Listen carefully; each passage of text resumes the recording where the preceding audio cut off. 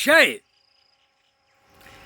பிரம்மா உள்கணக்கு நீதிமன்ற கோர்ட்டில் சாதி சாதியாக வச்சுருக்கான். அது பூரா உள்ள கிடக்கு சாதி. அட பண்ட கண்டார ஓலிமை சாதி 3 மதம்.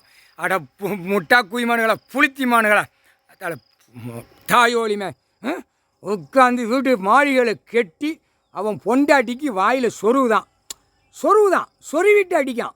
எப்படி அடிக்கலை, சொருவத்தஞ்சு தான், வாயில் சொருவுதான்.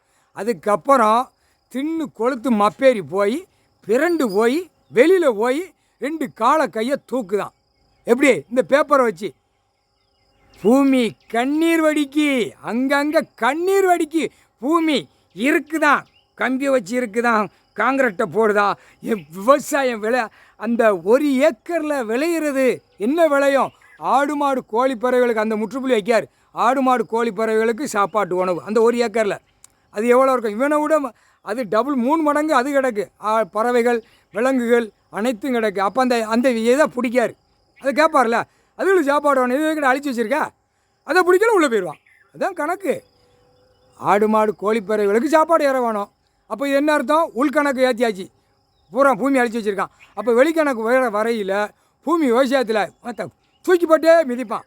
அப்படியே வருவான், அழைச்சிட்டு வருவான், உட்காந்துருப்பான் கூவ மாதிரி. இடம் லேண்டு போடுறவன் புரோக்கரு அங்கங்கே ரோட்டு காட்டுகளில் அப்படியே கூவ மாதிரி உட்காந்துருப்பான். அப்படியே இயந்திரத்தையும் லத்தி கம்பி பழுக்கிற வச்சு அதை வண்டியிலே வந்துக்கிட்டு இருக்கோம். அப்படியே அது கையில் ஆதார கார்டு ரேஷன் கார்டு இருக்கணும், என்ன பார்க்கான் ஏது பார்க்கான்னு அந்த புளுத்தி அவன் கையில் வச்சுருக்கணும். புரியுதா? இதை வச்சு தான் அந்த நேரம் லாக் பண்ணுவான். பஞ்சாயத்து போட்டு கணக்கை வெளியே எடுத்துருவான். அடிக்கிற அடியில் துவைச்சி எடுத்து போடுவான். முக்கால் சத்தியா புரிஞ்சுக்காப்பா.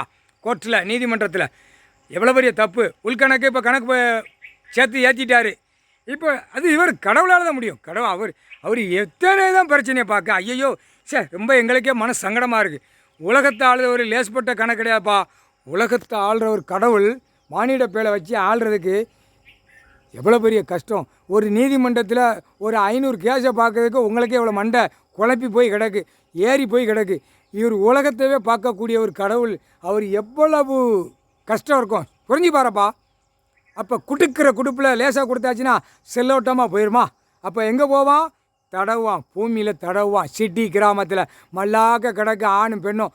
இப்போ உள்ள ஜென்ரேஷன் அதுக்கு மேலே காலை 2 கப்பையை பிளந்து கிடக்கு. 4 வீலர் 2 வீலரில் 5 மணி ஆச்சா அங்கங்கே டெலிஃபோன் மூலியமாக பேசிட்டு சங்கின்னு ரோட்டு காட்டில் அங்கங்கே பறந்து அசிங்கம் பண்ண போகுது, அகம்பாதம் பண்ண போகுது. பார்த்தியா பார்க்கலையாப்பா? அதுக்கு தான் முற்றுப்புள்ளி வைக்காரு. அடி குடுக்கிற குடுப்பில் அந்த இடத்துல தான் கிடக்கும் ஆணும் பெண்ணும். அப்போ தான் தெரியும், விலங்கு மாட்டின மாதிரி கிடப்பான். வெளியே ஒரு பிட்டு போக முடியாது. புரியுதா? இந்த 2ஆம் நம்பர் லோடு போகிறது வரதுலாம் அதெல்லாம் அந்த செகண்டில் அந்த இடத்துல எரிச்சிருவான், எரிச்சு லாக் பண்ணிடுவான் வானர படைகள். கணக்கு போட்டார். முக்கால் சத்தியம்பா.